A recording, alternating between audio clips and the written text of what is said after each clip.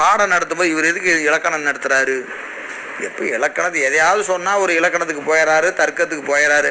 பாடத்தை நடத்த வேண்டியதானே, அதை விட்டுட்டு எதுக்கும் இவ்வளோ இலக்கணமெல்லாம் அப்படின்னு கேட்டால் உமாபதி சிவன் சொல்கிறாரு, என்ன சொல்கிறாரு? இது தெரியாதவனுக்கு பாடம் சொல்லாதேங்கிறார். இலக்கணமும் தர்க்கமும் படிக்காதவனுக்கு பாடம் சொல்லாதேங்கிறார். பாடம் சொல்லாத, அதுதான் இங்கே கருத்து. எனவே எப்படி இருக்கணுங்களா? என்ன இருக்கணும்? திருவருள் கொடுத்து, முதல்ல தீக்க கொடுத்து, அப்புறம் மற்ற சிவப்பிரகாச நன்னூல் விரிவது தெளியுமாற்றால். தெளியணும்னு விருப்பம் இருக்கணும். முதல்ல பாடத்தை தெளிவாக படிக்கணும் அப்படின்னு அந்த மாணவனுக்கு விருப்பம் இருக்கணும். சும்மா அப்படி மேலோட்டமாக சொல்லிட்டு போங்க சார், இவ்வளவெல்லாம் வேண்டியதில்லை அப்படிங்கிறவங்களுக்கு பாடம் தேவையில்லை.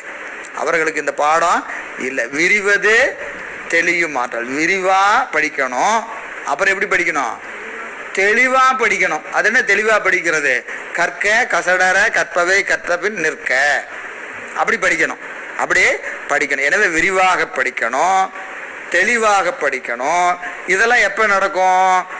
ஏது ஓமை, ஏது ஓமை போன்ற இவற்றோடு சேர்ந்து தான் படிக்கணும், சேர்ந்து தான் படிக்கணும். எனவே விளம்பிய ஏது நோக்கி பெருகி ஓமை நான்கின் பெற்றியின் நிறுவி. எந்த கருத்தை சொன்னாலும் ஏது ஓமை தர்க்கம் இதெல்லாம் சொல்லி நிறுவி நிறுவி படிக்கணும். அது அப்படி தான் வச்சுக்கங்க, அது அப்படி தான் வச்சுக்கங்க. அப்படி படிக்கக்கூடாது. அதை என்ன செய்யணும்? காரண காரியங்களோடு அதை என்ன செய்யணும்? அதை தர்க்கத்தில் வைத்து அதை நிறுவ வேண்டும். நிறுவி அப்புறம் என்ன செய்யணுமா? பின் முன் தரும் மலைவு ஒளிய கொள்வோன். அவன் எப்படி இருக்கணும் அப்படின்னு கேட்டிங்கன்னா, ஒரு பாடம் படிக்கிற போது இது ரொம்ப அடிப்படை. பின்னும் முன்னும் இருக்கிற செய்திகளிலே அவனுக்கு என்ன வரக்கூடாது? மலைவு வரக்கூடாது.